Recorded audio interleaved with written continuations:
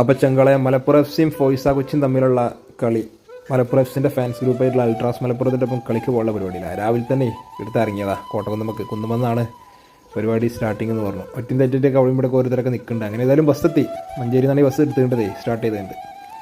അങ്ങനെ ഏതായാലും bus എത്തിയതാക്കണോ. Cleaner ചാടി, ഡ്രൈവർ ചാടി, നമ്മളെ ഫൗസിയ മേഡം, നമ്മളെ വണ്ടിൻ്റെ ഓണറല്ല, വണ്ടിൻ്റെ ഓണറല്ല കേട്ടോ, ഏത് ക്ലബിൻ്റെ അൾട്രാസ് മലപ്പുറത്തിൻ്റെ ഓണർ.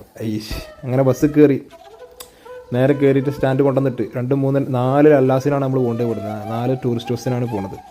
ഉണ്ടല്ലേ ഫുൾ ടമ്പറ ഇങ്ങനെ നിൽക്കുകയാണ്.